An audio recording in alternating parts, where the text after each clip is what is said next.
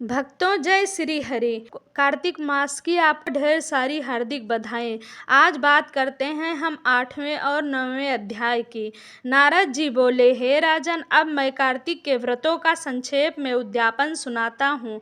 व्रत पूरा होने के फल और विष्णु की प्रसन्नता के लिए कार्तिक शुक्ला चतुर्दशी को उद्यापन करें। तुलसी के ऊपर 4 द्वारों का मंडप बनाकर तोरण बंधनवार बांधकर फूल और चमर से सजाएं। चारों द्वारों पर मिट्टी से बने पुण्यशील, सुशील, जय और विजय द्वारपालों का पूजन करें। तुलसी के पास 4 रंगों से सुशोभित सर्वतोभद्र चक्र बनाएं। इसके ऊपर 5 रत्न और नारियल रखकर एक सुंदर कलश स्थापित करें।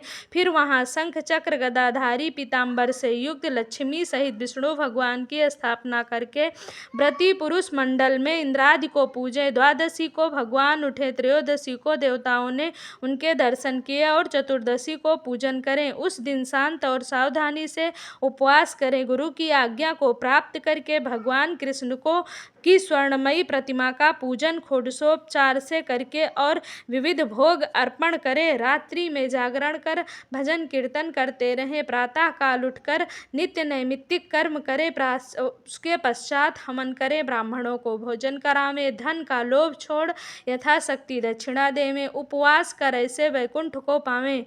इस वैकुंठ चतुर्दशी के महात्म को देवता और शेष जी 100 वर्षों में भी नहीं कह सकते। जो भगवान चक्रपाणि के जागरण में भक्ति पूर्वक आंगन में गायन और नृत्य करते हैं, उनको सहस्त्र गौओं के दान करने का फल मिलता है। इसी दिन विष्णु भगवान मत्स्य रूप हुए थे, अतः उनको प्रसन्न करने के लिए इस तिथि में ब्राह्मणों को खीर आदि अन्न का भोजन करावें तथा अतोह देवा मंत्रों से तिल और खीर का हवन करें। तत्पश्चात एकादशी यथाशक्ति दक्षिणा दें और नमस्कार करें, जिसको करने से अच्छे फल मिलता है। फिर विधि पूर्वक कपिला गौ का पूजन करें और उपदेश करने वाले गुरु को सपत्नीक वस्त्र आभूषण से सुसज्जित कर समापन कराएं। प्रार्थना मंत्र से आपकी प्रसन्नता से मेरे 7 जन्म के पाप नष्ट हो जाएं और मेरे मनोरथ सफल हुए। मरणोपरांत मुझे विष्णु लोक की प्राप्ति हो, ऐसे उन ब्राह्मणों से क्षमापन करके और पूजा करके पूजा की सामग्री गौ के समेत गुरु को निवेदन करें।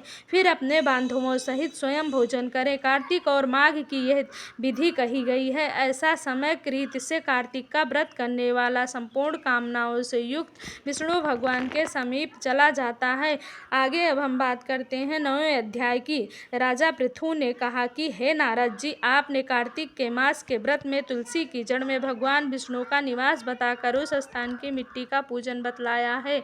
अब मैं भी श्री तुलसी जी के महात्म को सुनना चाहता हूँ। तुलसी कहाँ से और कैसे उत्पन्न हुई है, बताने की कृपा करें। नारद जी ने कहा, हे राजन, एक समय जब देवगुरु बृहस्पति और देवराज इंद्र कैलाश पर्वत पर शंकर जी का दर्शन करने के लिए गए तो शंकर जी ने उनकी परीक्षा ली। उन जटाधारी दिगंबर ने उनको मार्ग में ही अनुरोध कर डाला। यद्यपि वे तेजस्वी, शांत, लंबी भुजा और चौड़ी छाती वाले गौरवर्ण अपने विशाल नेत्रों युक्त सिर पर जटाधारे वैसे ही बैठे थे, तथापि इंद्र ने शंकर जी को न पहचान कर उनका नाम धाम आदि परिचय पूछा। कहा, शंकर जी कहाँ रहते हैं और किस स्थान पर रहते हैं, कहीं चले गए हैं क्या? इस पर उन तपस्वी ने कुछ नहीं कहा, परंतु त्रिलोकीनाथ के ऐश्वर्य से गर्भित होकर इंद्र कब चुप रहते। उन्होंने क्रोध से गुड़क कर कहा, अरे मैं पूछता हूँ, तू उत्तर क्यों नहीं देता है? मैं अभी तुझे इस वज्र से मारता हूँ, फिर देखता हूँ तुझ दुर्मत की रक्षा कौन करता है। फिर ज्यों ही दिगंबर को मारने के लिए हाथ में वज्र लिया, त्यों ही भगवान शंकर ने वज्र सहित उनका हाथ स्तंभित कर दिया और विकराल नेत्र करके ज्यों ही उन्हें देखा तो ऐसा विदित हुआ कि वह दिगंबर प्रज्वलित हो उठा और तेज से जला देगा। भुजाएं स्तंभित होने से इंद्र के क्रोध और दुख का अंत न रहा, परंतु ज्यों ही बृहस्पति जी ने उनको प्रज्वलित देखा, त्यों ही अपने बुद्धि से उन्होंने भगवान शंकर को जानकर प्रणाम किया और इंद्र को भी उनके चरणों में गिराया। फिर बृहस्पति जी बोले कि हे दीनानाथ, अपना क्रोध रोककर इंद्र का अपराध क्षमा कीजिए। बृहस्पति जी के वचन सुनकर महेश्वर गंभीर वाणी में बोले कि मैं अपने नेत्रों नेत्रों से निकले क्रोध को कैसे रोकूं। तब बृहस्पति जी बोले, हे भगवान, भक्तों पर तो दया करनी ही चाहिए, अतः अपना भक्त वत्सल नाम सार्थक कीजिए और इस तेज को शांत कर इंद्र का उद्धार कीजिए। तब भगवान शंकर ने कहा कि मैं तुम्हारी स्तुति से प्रसन्न हूँ, जो तुमने इंद्र को जीवन दान दिलाया। अब मैं तुम्हें अपने वरदान द्वारा जीव नाम से विख्यात करता हूँ। मेरे नेत्रों की अग्नि अब इंद्र को पीड़ित नहीं करेगी। ऐसा कह शंकर जी ने अपने माथे से निकले हुए तेज को लेकर क्षीर सागर में डाल दिया। फिर लीलाधारी भगवान अंतर्ध्यान हो गए।